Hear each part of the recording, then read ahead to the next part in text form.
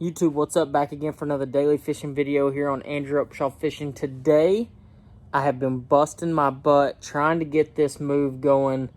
Then mulching flower beds, painting. I had to put a new door in, which I'm going to tell you right now, guys, I'm not that good at construction.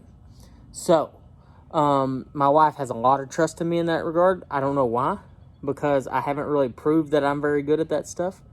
But I was sitting here working and stuff, and I was kind of debating on whether or not I was going to do a video today, and because, I mean, it's been a lot of stuff going on, but I was sitting there thinking, I watched the Michael Jordan documentary the other night, and I was sitting there, I was like, man, who would we consider the Michael Jordan of bass fishing? I think that's a really cool topic, because it's not necessarily who's, great or who's the best I've ever been with, but who is the GOAT? Like the true best ever bass fisherman that I've ever met, that I know of, that I've watched. So we're going to dive into that. I think it's a pretty cool topic, especially after watching that documentary. So y'all stay tuned. I hope y'all enjoy this. If you haven't yet, hit that sub button in the bottom right-hand corner and comment below who you think the GOAT is. I mean, we all are going to have our opinions.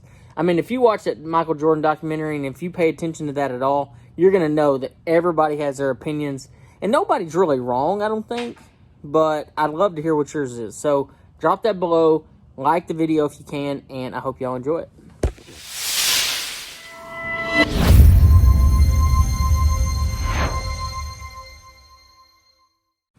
Alright guys, today we're going to dive into kind of a controversial topic. I don't know if it's really a lot of controversy though.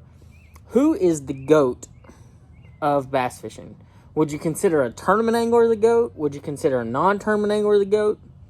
I think that's kind of a, I don't know what y'all think. I mean, I really don't know.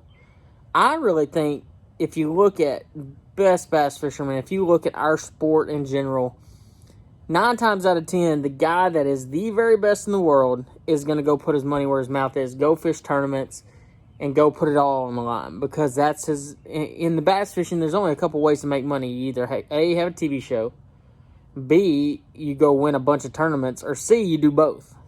So, let's look at it. You got Bill Dance, probably the most well-known angler in all of bass fishing. I mean, outside of bass fishing, he's so well-known. I mean, it's ridiculous the amount of people who know who Bill Dance is. Jimmy Houston's on that list. Roland Martin's on that list. I mean, you look at guys that are just absolute ridiculous hammers, had TV shows, won a crap load of stuff, Angler of the Years, classics, tournaments, no matter what it was, they won it. But when those guys came up, and I'm not taking any credit away because in their day, they were the best. As technology came about, as equipment got better, as baits got better, I mean, let's be honest, guys. Back in the day, if you knew about a spinnerbait and you went and threw a spinnerbait, you were a big deal. Like, that was the deal. Or going worm fishing. Look at Larry Nixon. I mean, the guy, basically became the #1 worm fisherman of all time. I mean, Tommy Martin won a classic on a spinnerbait in '74. I mean, you look back at all these guys that won classics, Angler of the Years, and things like that.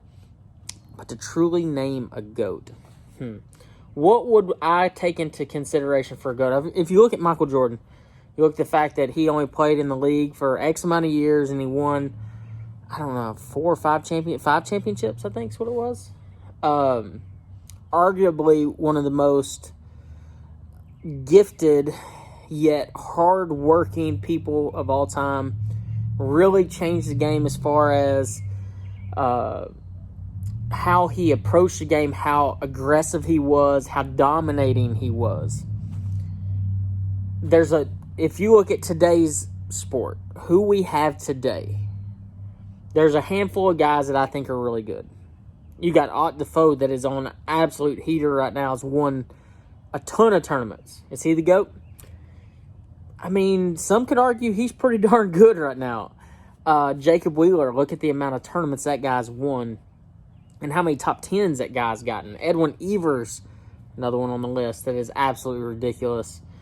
Scott Martin, I mean, my buddy. I don't put him first on the list, but I mean, Scott's got Angler of the Years. He's got Force Cup Championship. He's fishing the elites now. I mean, he made the elites. I feel like that should get its own medal, in my opinion. And there's one guy I haven't mentioned yet, and I haven't mentioned him on purpose, and that's Kevin Vandam. Kevin reminds me, young Kevin, and I'm not saying old Kevin can't catch him, because old Kevin, go ahead and somebody please go say to Kevin Vandam, hey man, you kind of lost a step. Please go do it. And you're going to go see Kevin win Angler of the Year or whatever they have at MLF. And you're probably going to see him win the championship. You're going to see him win like 3 tournaments.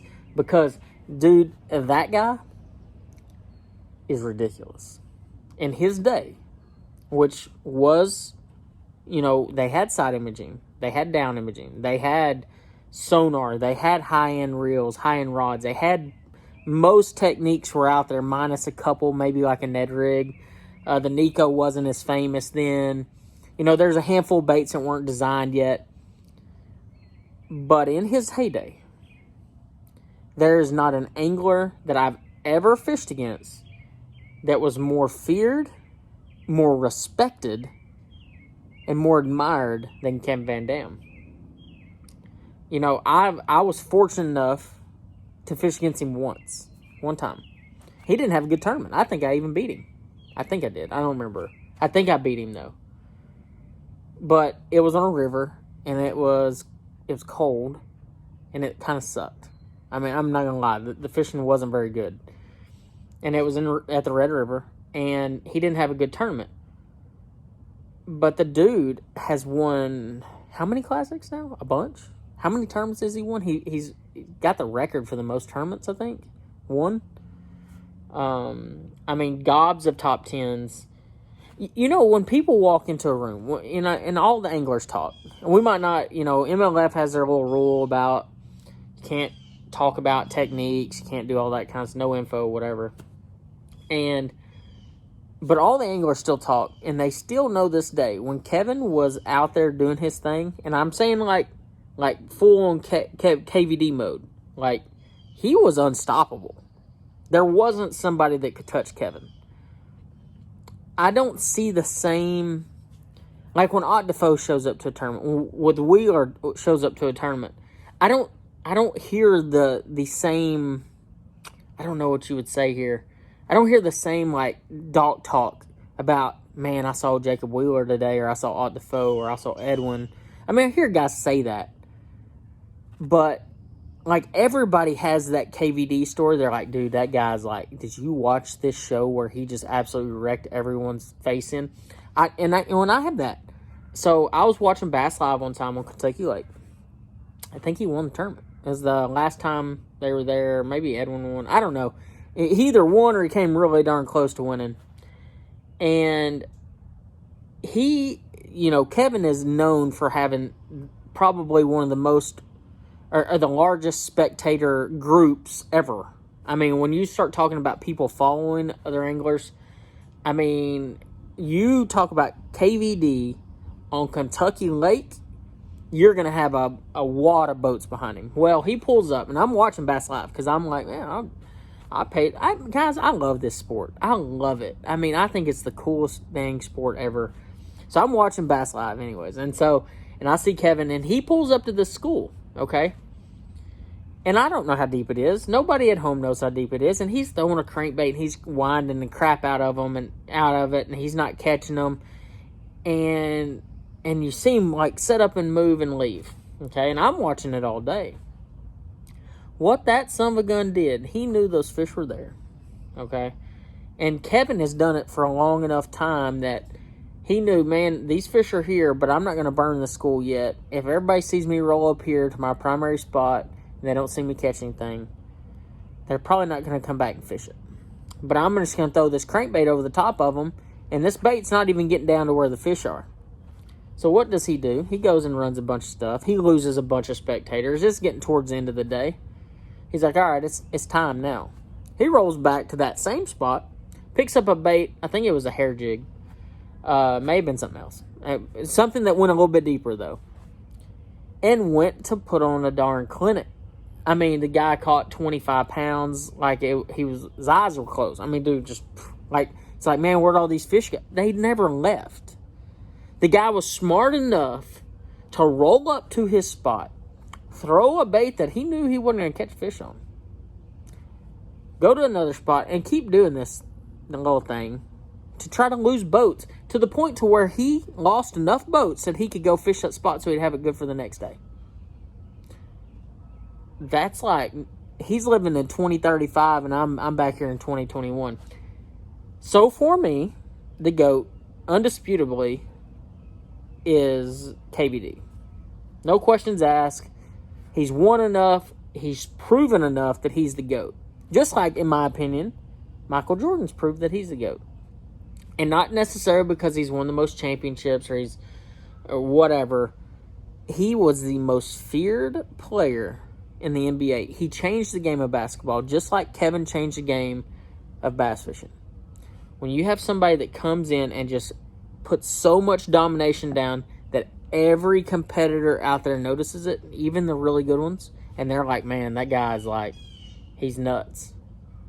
And he does it year after year. And now, granted, he's slowed down a little bit, but I can tell you one thing about Kevin, and I know I've known Kevin for quite some time. I wouldn't say he's a good friend or anything, because I'm not going to be that guy. I don't call him or anything. But the one thing about Kevin is he's the busiest angler, besides maybe Scott Martin, of anybody I've ever met. He literally has every single day of his life planned and booked. I mean, that's how big this guy is. How can he, so if he has every day booked, how can he dedicate the time to go do research, rig his, I don't even know how he gets his rods rigged. Honest to God, I don't know how he goes and rigs his rods now. Because he has that little of time. He's pulled in that many directions that there's no way that guy can go out there and rig his rods. No way. He just has to show up and go roll with it and catch them. Busiest angler in the world now, but in his day, unstoppable. No questions asked. So KVD, my opinion, not that it matters at all and it's not worth a nickel. You're the GOAT in my opinion, buddy. Congratulations. You got it now. Maybe you get surpassed by Jacob Wheeler, Ott Defoe, Edwin Evers, Jason Christie, Ish Monroe, whoever it may be. You might get passed. But today, you're the GOAT.